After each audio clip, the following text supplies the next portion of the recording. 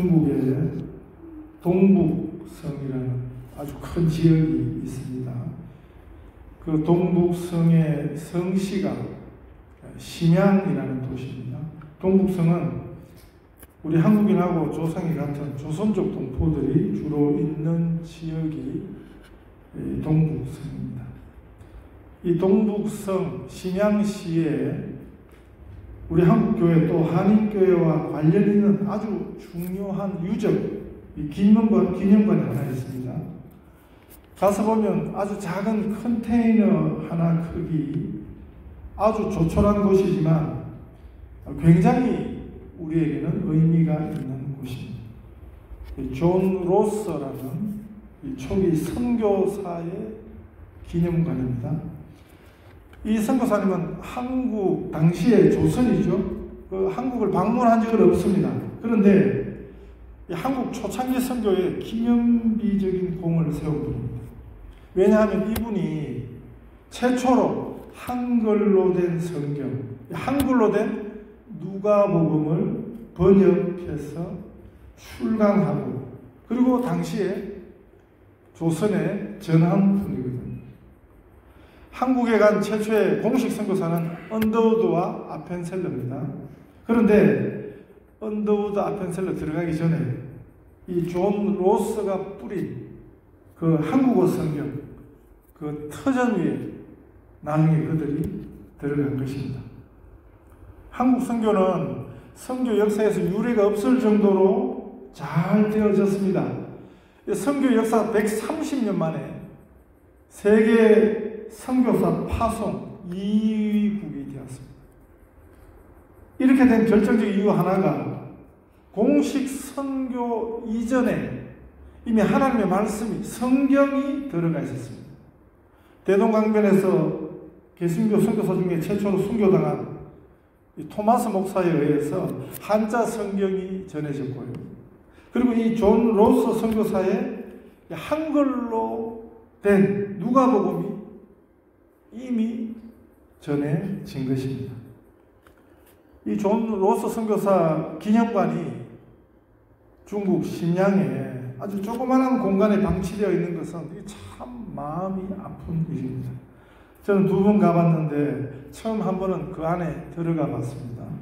2번째 갔을 때는 그 기념관이 방치되어 있었습니다. 외부인 출입 금지를 시켜가지고 작은 창문 틈으로 그 안을 들여다만 보고 왔습니다. 이번에 다녀가신 박 선교사님 전해주신 말씀에 의하면 이 기념관을 관할하는 한족 교회가 10,000명 이상 모이는 아주 대형 교회입니다. 아주 큰 교회입니다. 원래 이 교회 담임 목사가 조선족 여 목사님이신데요. 다른 조선족 교회와 함께 이 교회를 동시에 담임하고 있었습니다. 그런데 이 대형 한족 교회를 차지하려고 한족 목사가 아주 심술궂고 욕심 많은 한족 목사에게 이 여 목사님이 모함을 당했습니다. 공격을 당했습니다. 그래서 지금은 감옥에 가 있습니다. 그래서 이 존 로스 기념관도 방치되고 있지 않을까 하는 생각이 드는 것입니다. 성서 식욕이란 말이 있습니다. 식욕은 건강의 척도예요. 밥맛을 잃으면 건강을 잃는 것이고, 밥맛이 살아나면 건강하다는 척도가 되는 것입니다. 얼마나 성경 말씀을 우리가 사모하느냐, 우리가 얼마나 성경 말씀을 그리워하느냐, 이것이 성서식욕인 것이죠. 성서식욕이 있어야 영적으로 건강합니다.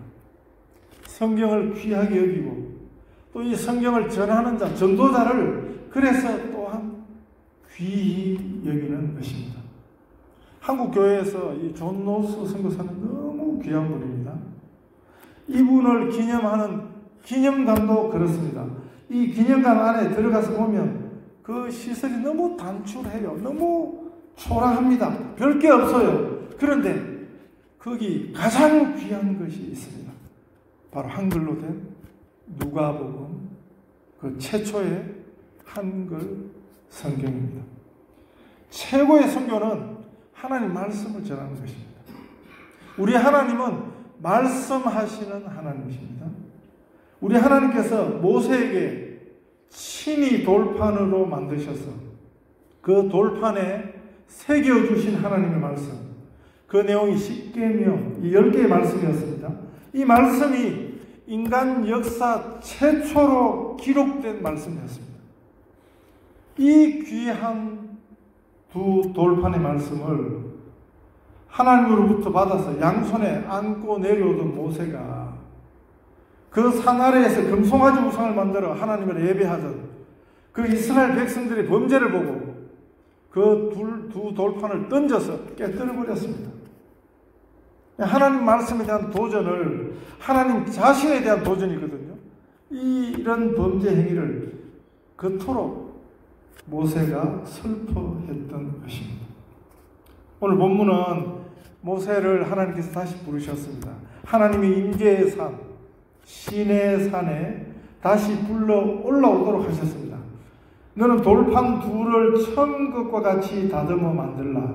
네가 깨뜨린 처음 판에 있던 말을 내가 그 판에 서리니 아침까지 준비하고 아침에 시내산에 올라와 산 꼭대기에서 내게 보이라. 이렇게 말씀하셨습니다. 본문에 우리 하나님께서 이 두 번째 돌판에 하나님의 대표 말씀, 십계명이 그것입니다. 구약 성경 전체의 요약이 이 십계명, 이 10개의 말씀입니다. 이 말씀을 이 돌판에 기록하는 일을 우리 하나님께서 얼마나 중요하게 여기시는가 본문에서 알 수 있는 것입니다. 아무도 너와 함께 오르지 말라 하셨어요.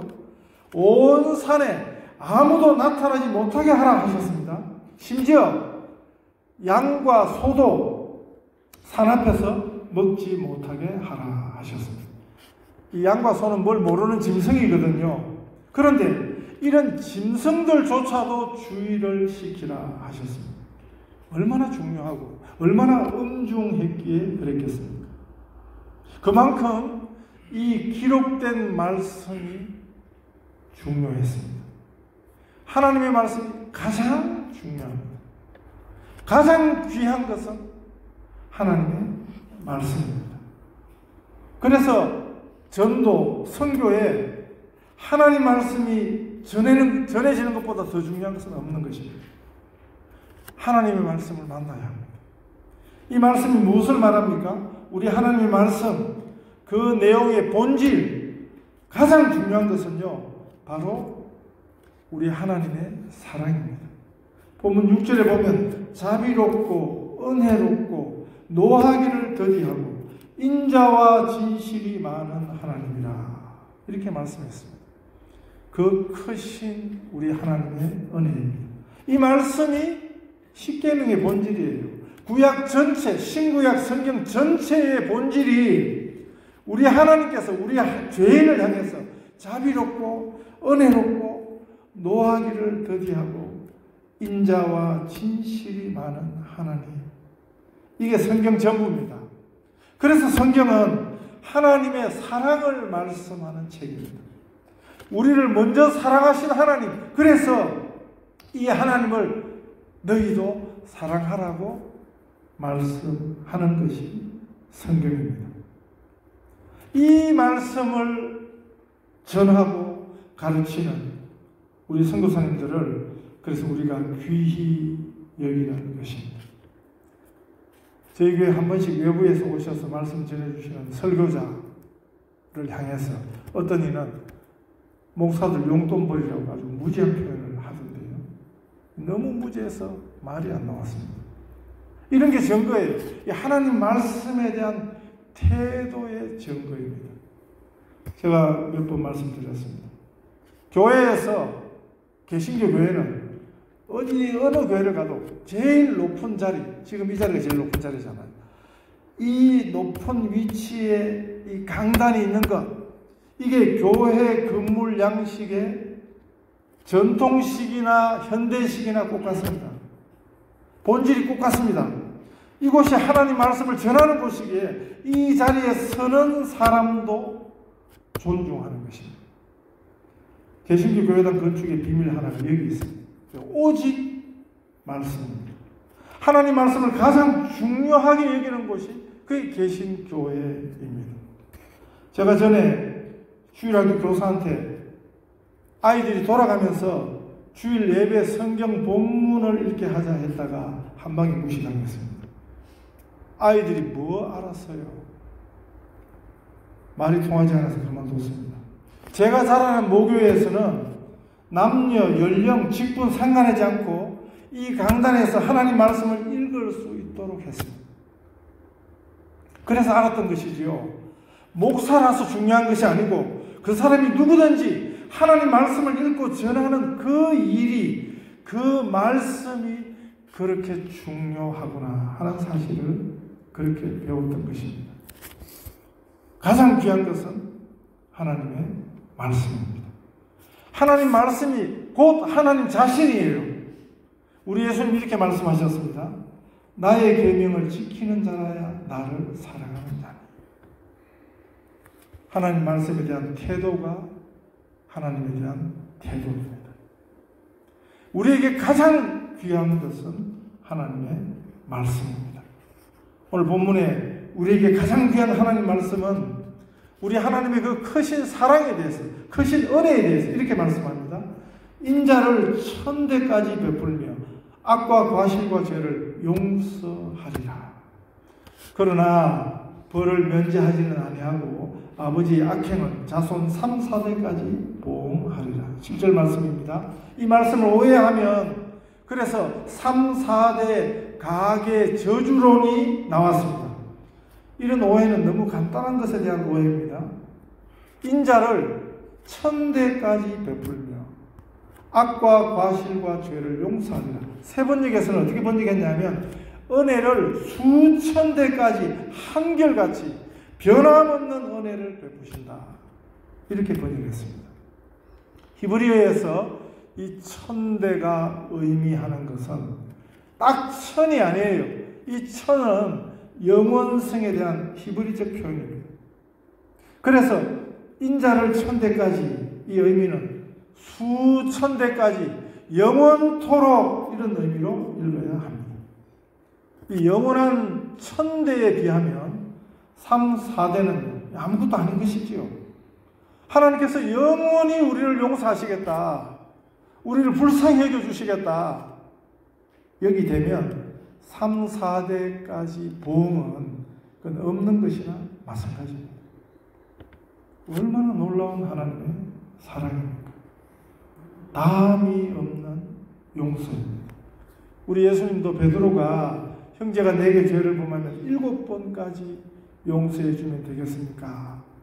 이렇게 예수님께 물었을 때 예수님 뭐라 그러셨어요? 7번만 아니라 7번을 70번까지도 할지니라. 이렇게 말씀하셨어요. 유대인들에게 7번은 완전수입니다.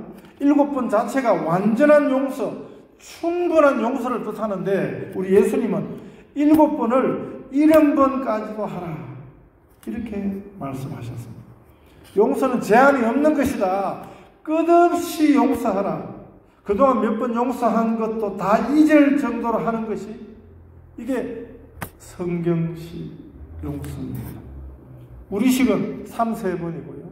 베드로식은 7번이고요. 우리 예수님식은, 성경식은요 7번을 70번까지. 이 말은 천대까지 용서, 즉 영원한 용서가 우리 하나님식, 성경식 용서입니다. 이것이 하나님의 가공한 용서라고 가르쳐 주신 것입니다.